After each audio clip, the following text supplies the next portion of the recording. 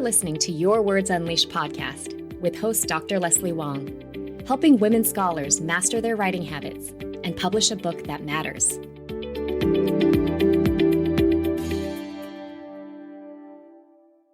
Today, I'd like to welcome Dr. Brielle Harbin onto Your Words Unleashed.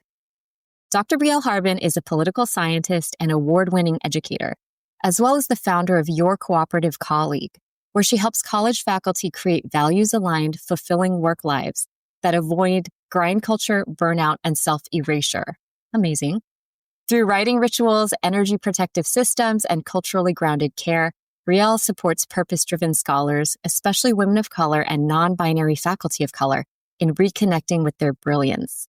She currently hosts monthly virtual writing retreats and leads a faculty development series on teaching in uncertain times, helping instructors sustain integrity in their pedagogy and research amid growing pressures to dismantle DEI, adopt AI without reflection, and ignore the lasting impacts of pandemic-era learning. So, Brielle has posted some really poignant reflections about teaching in a Women of Color academics group on Facebook that I'm a part of. So, after reading a few of her Substack articles, it got me thinking about how much more difficult it is to teach today versus when I left the classroom 3 years ago. I actually left 3 months before ChatGPT made its debut. And there's been such a huge shift, not only with the rise of AI, but also drops in enrollment and increasing surveillance of university classes and instructors. So I invited Brielle on to pick her brain about how to approach teaching and create sustainability in this time of intense political and social uncertainty. So Brielle, so great to have you here. Thank you so much. And wow, I mean, to do all of that. No, I'm excited to be here and to have this conversation with you and hopefully help other people, other faculty members who are trying to navigate what it is to do this job and what seems like a everyday shifting, changing dynamic. Yeah, absolutely. So let's kind of get started by having you talk a bit about your journey through academia and what you do research and teaching on. Yeah, so I am a political scientist by training and specialize in American politics, specifically issues of political communication, thinking about identity, race, gender, basically everything that is being politicized right now. Right. And I teach classes on politics and media, American government, emotions and politics. And I've taught a class or two on politics of difference as well, but I have shifted to emotions and politics for reasons I can kind of talk about that I think might be instructive for the current moment. And my research, there's several different layers of it. I do research that is strictly political science and then also teaching and learning, because I always want to kind of understand from a more empirical point of view how we think about teaching effectiveness and some of our pedagogical choices. So I would say a common through line in all of my work is just the idea of one, intergroup relations, how people are relating to one another, whether that's talking to one another, interacting with one another, and then also the vehicle of storytelling as a way to think about disarming people and overcoming things like partisan bias or just ways that people kind of get their backs up when it comes to encountering things that are new, unfamiliar, or different. So I'm so curious about teaching politics, race, gender, and all the things through these elections. Can you talk a little bit about how you approach that, especially because we all have students who don't agree with each other politically? So how have you managed to address those differences and maintain a community classroom? Yeah, so I will say that it has been a learning process for sure. And I've made mistakes and I've learned from things. So I think one of the key pieces of advice and one of the most important things that I incorporated into my teaching was just a reflection practice where at the end of every semester, before I read my evaluations, I just take stock of what happened. What do I think went well? What are the things that I just noticed that, this is what I thought I was doing, but this is actually what happened. And then actually rereading those before I prepare for the next semester. I think it just allows you to have perspective in a way and update in ways that are really helpful in this moment. And also to just note what's going well and the fact that some things are actually going well when you Mm-hmm. are thoughtful in your teaching and how you're approaching it. So that would be the first thing. I will say that teaching in a context of having students who are inherently more diverse from the perspective of like politics, identity, region, because I teach at an institution that literally takes students from every congressional district. Like that's Mm. the way that things work. It has required me to look inward and realize, one, what are some of the assumptions that I'm making about what people know or don't know or what they believe and don't believe in ways that I actually think were helpful. They've made me a better educator. So notice I said like helpful, not Mm-hmm. necessarily less stressful, and not Mm. necessarily easier either. So that's why I said that I've learned over time. But I think one of the biggest things that I have recognized and had to slow down to do is one, thinking about what is the exact point or thing that I'm trying to show and have my Mm-hmm. students understand. And then how am I going about actually doing that? And am I doing it in ways that might get some people's backs up and be provocative? And sometimes the answer is yes. And sometimes I still do it, but I just acknowledge it. And, I can talk about some of the ways that I do that. And I had something that I knew would make people real mad when I taught in the fall 2024 election, but I just named that. And I said, I'm sure some people will be offended or just think that this is wrong. So let's actually just talk about it. And then we're going to really interrogate, okay, these are the challenges. That's always the easiest thing to do. We know that as academics, right? It's easier to pick things apart, but there's hardly anything that's either all good or all bad. So Mm. I want you to think about, okay, now that I've given you space to air out how this is not helpful, I'm sure if this got published, there's something that's worth knowing from this. So let's try and figure out what that is. And I have found when I approach it with that level of, I'm just going to name it and not just name it, because have learned also that sometimes it's not enough to just say, hey, we're going to think about this from all perspectives. I literally build it in where you're forced to kind of do it in a way. And it forces me to kind of look at in an anonymous way, and I can talk more about it if you want me to, in an anonymous way to see what are people's thoughts and to actually kind of think on my feet and acknowledge those things and not just like leave them in the room. Because I think what I've learned is that when you have these ideas that are floating, but you don't acknowledge them, they get power in a narrative that you aren't involved in. So I would rather just be involved in whatever narrative my students are creating about the readings and the ideas that I'm teaching them. Okay, so it sounds like there's a lot of intentionality, right? And a lot of thoughtfulness in terms of what is the objective? Why am I doing this? And not just doing to do. And what was that thing that was so controversial? I'm like, now I Yeah. really got to know. Yeah. Yeah. So I had in my emotions and politics class, I had a book that was basically making an argument that there's a lot of emotion in people's political decision making, which I don't think is controversial at all.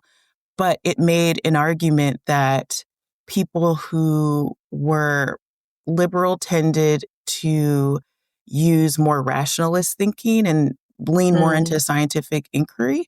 hmm Whereas people who are conservative were more likely to engage in what the book calls as magical thinking, or hmm basically prone to conspiracy thinking and leaning into emotions, how things make them feel, and also just thinking about the Bible and using scripture as a way to kind of reason through the world politically. And I do think I understand, because I'm an expert, some of the research that they were invoking around correlations and overlaps in thinking about ideology and political behavior. But the way that they talked about it was, they were kind of showing their hand with how they stood as authors. And, sometimes we do that as researchers. I think I'm just keenly aware of when we do it as researchers, because whenever I'm assigning something, especially as a Black woman, like I know that my students are going to be assuming what my politics are. And so I have to be extra careful in thinking about creating balance. And if I'm going to have an example of a Republican, have a Democrat as well. And I just think that that's good pedagogy. But I Yeah. think that for me, I've always had to do that because it's going to show up in my student evaluations. And oftentimes, faculty of color just can't say the same things as white men or other more privileged groups can say without having students push back. And so, Oh, totally. yeah. So in this moment, I'm kind of just thinking like, oh, everybody is having the same fear that women of color, Black women especially, have felt forever in Mm-hmm. academia. So it's like, Mm-hmm. welcome. Yeah. Right. Right. Right. And so, with all of this political focus and pushback on DEI, Mhm, it's like anyone who teaches about race, about gender, or any real form of inequality mhm, is under a spotlight, mhm. right? How do you feel like instructors who teach these topics can create inclusive classrooms without feeling like they're actually putting themselves at risk? Yeah, so I will say there are two different things. So one thing that I did, because I recently was tenured and I taught all these topics, all these different things, like literally that class that I just told you about was in the semester that I was having my teaching observed. And one of the things that people kind of noted was like, oh, you are willing to take risk in the classroom. Mm, So, one, I didn't just do that, feel comfortable doing it out of the gate. I had a lot of investment into how to do it well. So, I would say, especially for those who are pre tenure, I think you have to, even outside of this context, build a layer of protection around yourself when it mm, comes to the classroom. So for me, that looked like having people come into my classroom, observe my teaching, and write letters that eventually went in my tenure file every single year. mm, And having that conversation with people and not just people in your department, because it will be assumed that those people have an interest in keeping you, especially now, right? Because if somebody leaves or whatever, then it's more work for everybody who's left behind. So mm, people who are not in your field, people who don't know you well, people who may actually disagree with what you are saying, having those maybe earlier, just so that you can have the conversation to see it from another perspective, from somebody who is invested in the same craft, mm, and then iterating, right? Updating. So that's one layer of it. And then, so when I talked about the reading about magical thinking that I introduced, it was still valuable for a lot of different reasons. And my students actually really embraced it once we kind of had that space to air out the problems with it. mhm, What I did specifically during that first class meeting where we talked about that reading was I just created, it's kind of fun. I had a Yelp review mm, on my slides. I always use slides just for visual reinforcement. And I said, who knows what this is? And everybody, of course, you know what Yelp is. And it's like, so how do we use this and kind of talk about restaurants and things that are great, things that are not great? And then I just said, okay, so I'm sure what you read for yesterday, you have some opinions about it if someone asked you. mhm, So I've seen Perusal because I use Perusal as a platform. I've seen some of the comments, but now I just want to, before we even get started today, I just want us to put all those ideas here. It's anonymous, this form that I've created. We'll put all the ideas there so we can just air them out and we can get them out of the way. I'll be able to see them. Nobody else will. It's anonymous, so I won't know who said what. And we're going to talk through it. And then we're going to then move forward to figure out what is worthy to keep from this or what's still instructive for what we are doing this semester. And so they really showed up to that and filled out the form. And I was able to see it in class and say, like, here's patterns and what people are saying. And, to just acknowledge what were the things. Like I wasn't unaware of some of these issues. mhm, mhm, And that was really helpful because I think sometimes, and I've had students say this to me in multiple institutional contexts, that the problem is when something is dropped and then it's not acknowledged. And then it's meant to be like, okay, assuming that we all agree mhm. on this thing. So Interesting. so I'm very intentional about that. But I will say that before I was able to do something like that, I spend the first two classes, really the first whole class, and then maybe half of the second class, just building community, getting to know my students, taking an interest in them. I have an assignment where I ask them about their background so I can know why people are in the classroom. And Mm-hmm. so part of why I'm able to take risks is because I'm intentional about building trust. And I'm not just thinking that I'm trying to earn theirs, they're trying to earn mine. Like, it's a reciprocal relationship. And so it just requires an intentionality around it. And, it can't just be first day syllabus. I add that on my Mm-hmm. perusal, create a grade around it, and then just say, you've done this assignment. And if you don't do it, don't annotate, then I'm assuming that you just don't have any questions. So therefore you can't say I didn't know. And then Mm-hmm. that's that, so that I can really use that classroom space to have us build courage and talk to one another and learn, like, oh, this is a little bit different than what I might have been expecting. Interesting. So, what are some other things you've tried that really help to build that sense of trust and community in a classroom where, in the greater, broader context of this society, things feel more and more divided? Yeah, so I actually have just assigned in that. So when I say I have two classes, the first one is just about getting to know one another, not just me, them, but them, one another in the context of this class. Mm-hmm. And then sometimes I, depending on the course, have a second class that's just about what does it mean to have a good conversation? What does it mean to have civic courage? And I'm very much into just being transparent about what the learning objectives are. Like, I literally put that up on my slide and say, what are these and what are they for this class? And I talk about content, but I also just talk more generally. And it helps that I'm a political scientist to do this, to say that one of the things with college is that you likely aren't going to remember everything that you read from this class, Mm-hmm. but you will have the opportunity to do things like talk in front of a group, practice being able to listen in a conversation, interject, disagree, all these different things that are just communication skills, interpersonal skills, the soft skills that are required to really excel in any industry. And Right. so when we think about class, the role of the college classroom in that way, this is really like a training wheels type of context to practice some of these things. And so I just frame it as that and talk to them about why it's worth doing the work in this context and how it will translate to their future prospects. Because I think one of the things that we often talk about in jobs, I mean, I've had a couple jobs outside of academia. It's like, you need to know how to talk to people.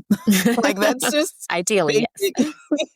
I mean, yeah, you need to be the boss if you don't know how to talk to people, for sure, because relationships are really important to how you are able to navigate professionally. And so figuring out how to disagree respectfully, how to hear somebody's points, acknowledge them, and counter argue. Those are yes. really important skills, not just for your own personal life, but for our democracy, right? Being able to disagree and all the things that we're talking about right now. So I don't shy away from telling them that and saying, we have a democratic obligation to figure out how to do this, or else we can't be complaining about it. Right, right. So, how do you teach students to disagree respectfully? Number one, to disagree openly, and then to do it respectfully. Yeah, so there's a lot of different strategies that I use. And I will say that one of the most important things that I have had to figure out is that every group has a different personality, and the Oh, yeah. things that work well in one might just fall flat in the other. And I'm like, I'm reading the same me, and why is this not working? So that's just a reality. But I have noticed one thing that does work well is actually just being transparent and talking to students about what different things are. So, for example, when I talk about what it means to have a good conversation, I have an assignment that I have them listen to and we talk about it. But that's kind of an intellectual way to do it, right? That's like the let's talk and throw around ideas. I have noticed that students often learn best through doing. And Mm-hmm. so I have created, for example, and I think I wrote a Substack post about this, where I assign different discussion roles. And I have literal tents with different roles. I think there are 10 of them that a student can have in the class. And they range from everything like the conversation starter. So that's the person who's going to be responsible for coming to class with something that is going to be a question that sparks a conversation, right? So then that requires a conversation, or not a conversation, just I've noticed just maybe a couple of sentences about what does it mean to actually formulate a discussion question that's not just yes or no, which I think is just helpful to say no matter what. And then someone who's a diverger. So you give someone the role of just being the contrarian in the group and naming that there's a group thing going on that can happen. That's not helpful. And in fact, I notice that often as an instructor and have to be the contrarian in the group.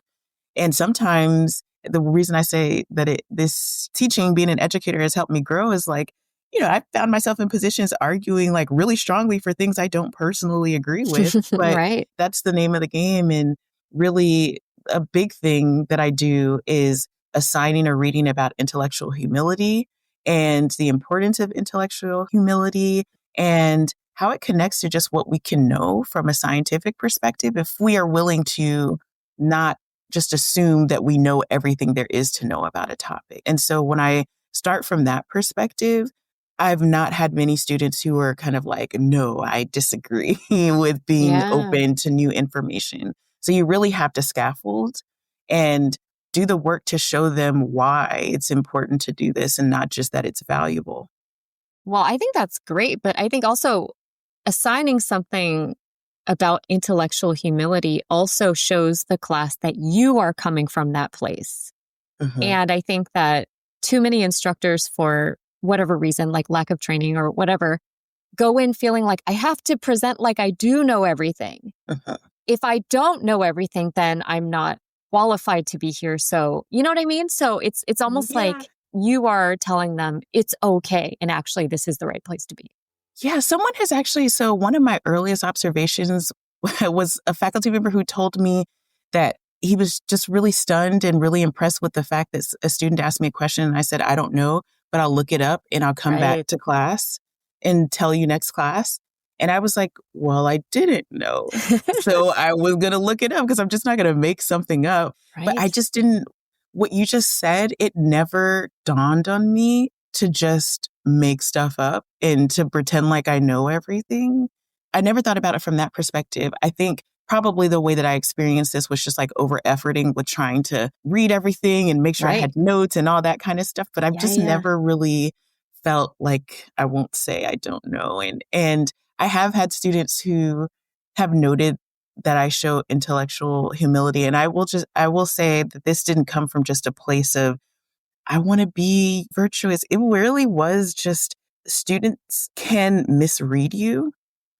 And especially when you have identities where people have like strong expectations or stereotypes of what you must think or believe and all those things. And so for me, I do think that I've had to make more effort to just show that, hey, these are the things that I do. I have to be transparent about it. And my teaching actually got easier when I was willing to just show more of myself because I am naturally a person who does all of those things. So I've always listened to both liberal and conservative radio because I just think that it's important to understand what you disagree with. And so whenever I teach, I'm able to say what I disagree with, not when I'm in class, but when I'm preparing for classes and when I'm thinking about what the different particular points might be for liberals and conservatives, because I very explicitly don't say what I believe in class. It makes me, I think, able to talk about things in a way where I'm not just making assumptions because I can understand how liberal and conservative people are talking past one another in the real world. Right. Yeah, I mean, that's so interesting. I'm just thinking back to how I used to try to pretend that I don't know if it was that I tried to pretend that I knew everything. I didn't want students to know that I didn't know. So I remember as a grad student, I was teaching a year-long course. We met twice a week for an hour for a year. And I remember getting some mid-semester feedback. And one of the students was like, I really enjoy this class, but you never tell us when we're wrong.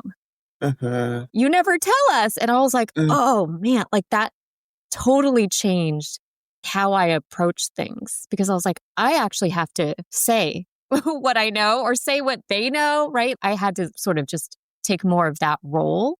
but I think it kind of plays into what we're talking about. Well, no, that resonates what you just said.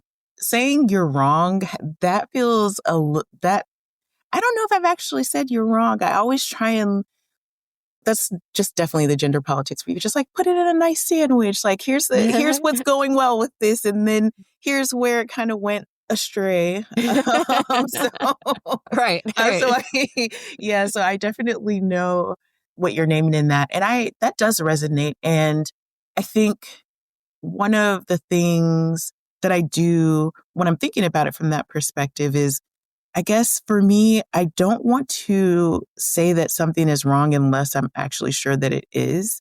Right. And so for me, especially if I can't remember all the specifics, because like when I'm teaching an American government class, that's like intro stuff. I don't teach the presidency. That's not my subject matter expertise. So there could be something where I'm misremembering an election. And so I think I more lean toward, I'm not quite sure about that, but here's the logic of how I would think about it more generally, even if I can't think about this specific application of it. Right. And I think that just is one, honest, and then also modeling how to not get stuck in specific anecdotes. Because I think sometimes we can get stuck in anecdotes and that can really distract us in ways that aren't helpful, especially in the world of politics. So, yeah. Yeah. So I'd love to chat with you about values and sort of transmitting your own values to the classroom. So even just in our conversation, you've mentioned transparency, relationships, trust, courage, respect, mutual respect. So we're in this moment where faculty are being told to do a lot of things that conflict with their own values. How do you advise people how they could maybe teach from a place of internal alignment with their own values, even if it's not matching institutional priorities? So I think that you have to, one, be super clear about what those values are, naming them. So I think sometimes we can be in situations where our bodies tell us this isn't safe, this doesn't feel right. And those feelings or emotions are valuable information, but they're not actually giving us concrete language to name what it is that we are experiencing or what we are disagreeing with.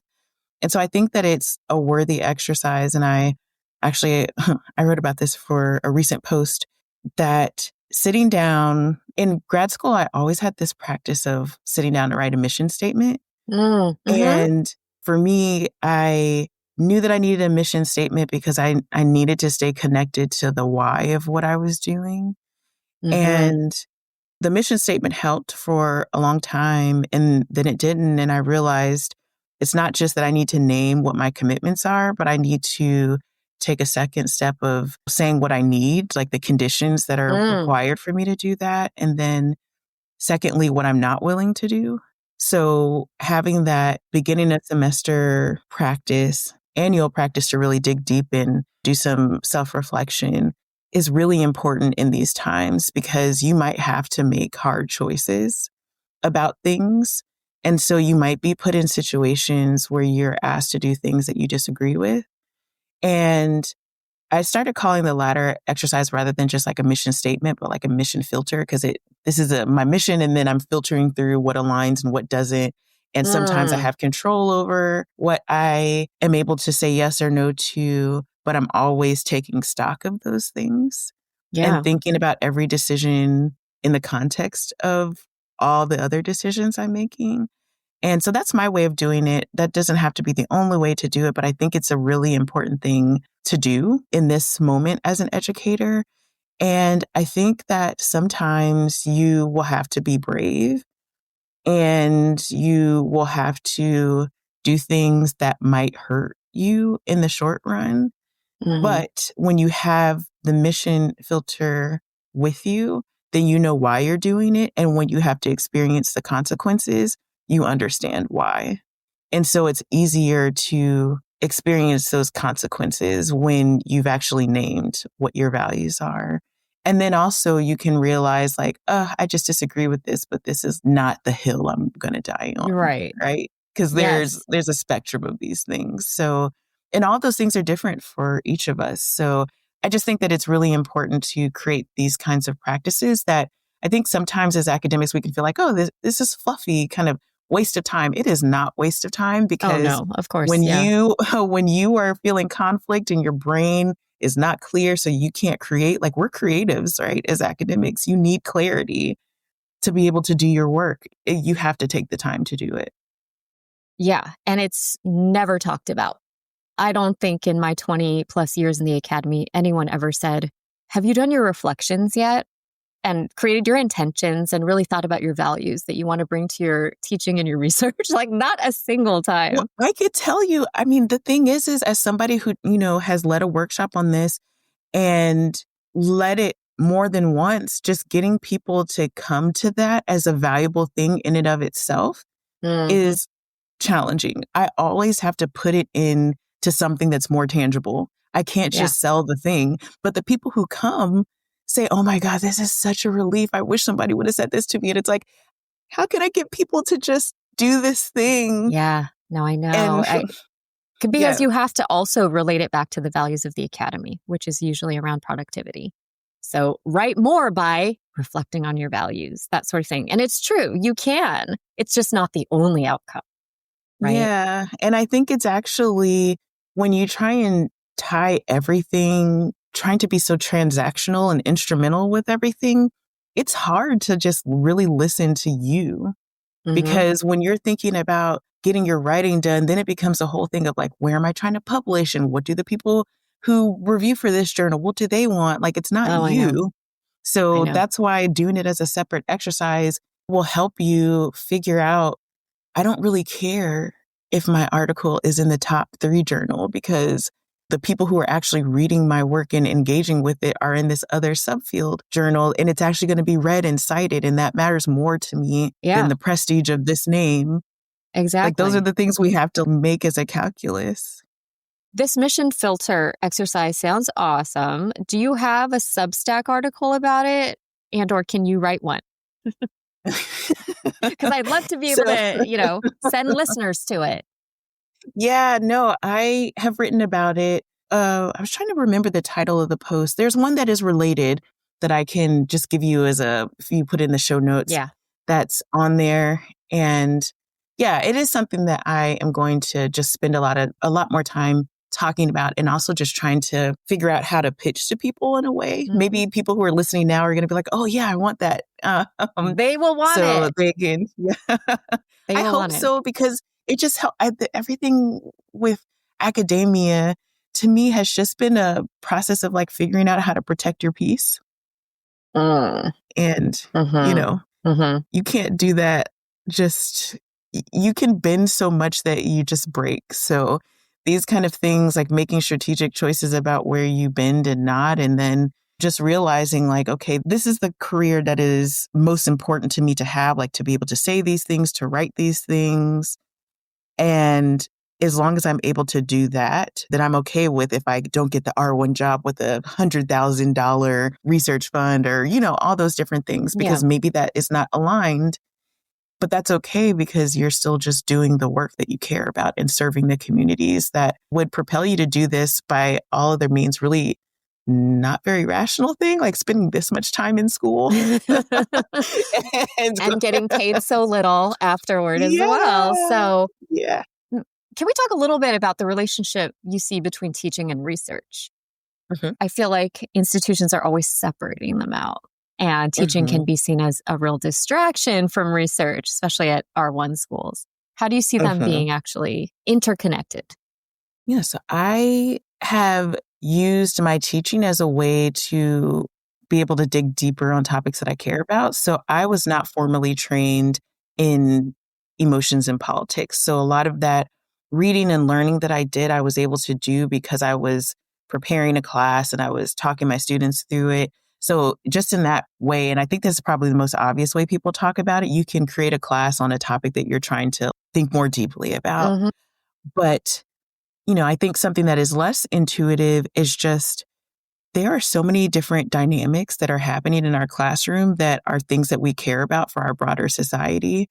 So I've kind of talked about it already, but things like civic engagement, thinking about interpersonal relationships, even if we think about things like AI use right now and teaching and learning and all the claims that people are making about its effect on learning, these are all potential research questions. Right. And so you can use your class as a site to kind of think about, okay, if the literature is suggesting, I think there's a big MIT study where people are saying AI makes people less inquisitive or less willing to think. I think that's the main bullet point of the finding. Please correct me They if I'm can't think wrong. anymore. Yeah. Yeah. So I don't remember all the details of the specifics of that study, but I remember thinking like, I wonder if you could vary different ways of how you're thinking about what the AI interventions are that would have different levels of impact on it. So maybe it wouldn't be you use the summarizing tool, which I would never do. Like, I think you need to actually read things to be able to kind of use your human intelligence to vet. But maybe there are other things like ideation or something else that could be actually helpful and get students through something I have been super interested in, which is like all the negative emotions that can come up in the learning process. So trying to reduce the frustration that comes in the learning process so that you can actually get students to the thing that you're trying to get them to. So I recently did a workshop where I designed a teaching intervention that was aimed just at that. So I have this class that I was teaching that the students are just always frustrated because it's like they have to do this 10-page research paper. And it's even something that I don't have that much control over because it's a required course. It's like a writing intensive course.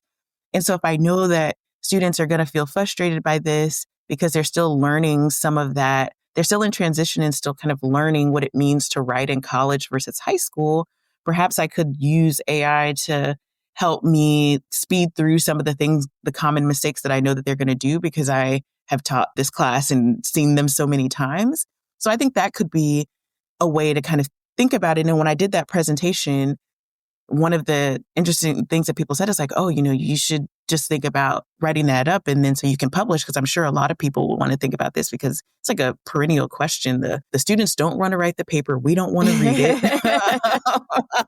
So let's solve everybody's problem here. Right. We're trying to make this less painful. So yeah, that's just one way that it's like seeing the bridges between the two. Yeah. Okay. Well, we have talked about so many interesting things. I mean, we could go on forever, but we can't. So, with everything going on in the United States, in academia right now, what do you think instructors need to be most focused on? And this is a tricky one. How can they maintain hope? So I think the most important thing that we all need to be focused on is how to be kind to ourselves and then our students as well, because everybody is just carrying a lot right now. So one of the things that I plan to be saying over and over again is just what it means to be kind is not this fluffy, like give you a hug kind of thing, although that can be the thing if that's what you want. For me, what I think about when I think about being kind to myself as an educator, it's being crystal clear on these are the things that I am wanting students to learn in this class and having that be this is not a semester for reach. What are the 3 things, minimal valuable outcome that are important to your content? And what are the readings that you assign or the videos or whatever assignments that you create that are directly connected to those so that it doesn't feel confusing? And then also you're not having to overwork when you want them to know, A, why are you having them read about B, C, D, and F? Right? And to be okay with that. I think sometimes we are just trying to do so much. And what a lot of us just really need right now is just a little bit of a slower pace. A little bit. Things. Yeah, a lot. Yeah. And for things to just be like, we all are exposed to so much information. Information availability is not the issue. What we need is more reflection and more space to think. And so to the extent that you can use your classroom as a space to be able to do that, it's so worth it. And I got into a practice, it was a little bit later in my time on the tenure track, of just scheduling in the semester, like one day a month where it's just going to be a Friday that I am unavailable. I'm unavailable to you all. I'm unavailable to my adult responsibilities. I just want to be. Mm-hmm. And I protect it. And I know this is the day that I'm doing this. So all of my decisions leading up to it, I'm using that as my guiding star. Like I'm getting to this day where I can just do whatever it is that I want to do on that day. Right. And I think that we need to build that in as not a extra, but as a necessity in these times. Mm-hmm. And to build our syllabi with padding for days where things just don't go as planned. One of the things that I have constantly gotten great feedback about in my classroom is just how I'm willing to flex and be present for what's needed at any given moment. And so I think that sometimes we can want to fill every week with just as much information as possible, but sometimes just creating space to say, like, we just did this set of readings, let's just talk through them if it's a discussion-based class. Or for me, my students prefer to do something that's more applied. So think about how this would look if you had to create a survey or you had to do something that is a more tangible thing so that you're not just understanding from an intellectual perspective, you're understanding through doing.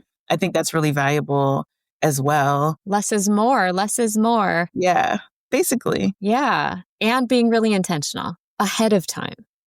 Yeah. And one thing that I didn't get to say before, but I think also here too is relevant. Part of the reason why I've always seen teaching and research as being connected is that, and this connects to your point about hope, is that sometimes I get like those moments of just feeling energized by just talking to young people. And they just haven't had so many things that have worn them down.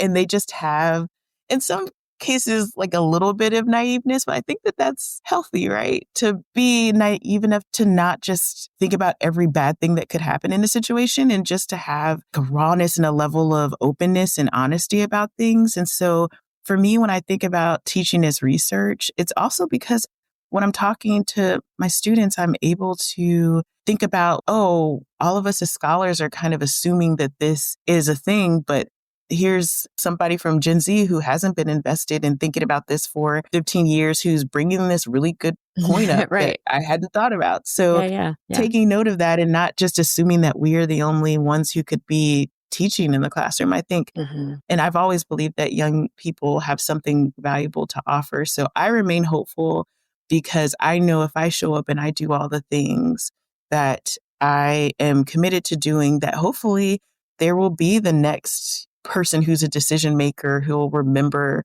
something that I said and use it to do something different in their sphere of influence, and that will help other people. So I think that's a way to feel hopeful about this moment, because everything that's happening right now will be played out over time, but we're making inputs that will bloom in the years to come, and to just stay focused on that.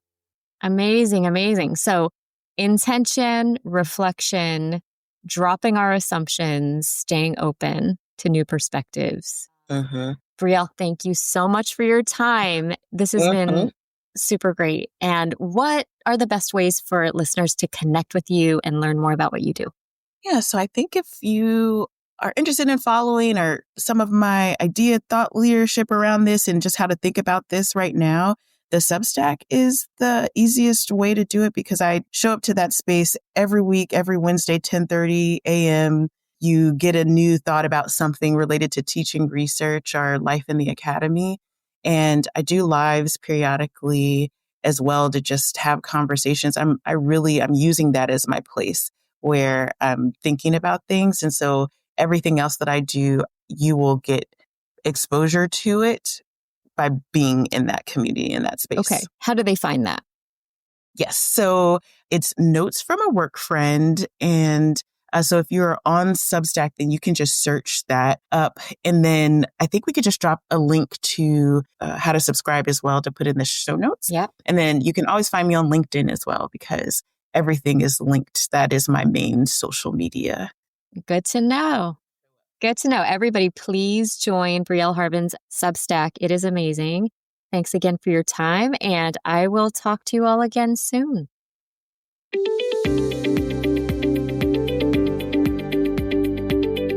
Thanks for tuning in to Your Words Unleashed podcast. If you enjoyed this episode, please share it with other writers or leave a rating and review. To find the full transcript and catch all the latest from me, check out my website, yourwordsunleashed.com. I'll talk to you next time. Happy writing.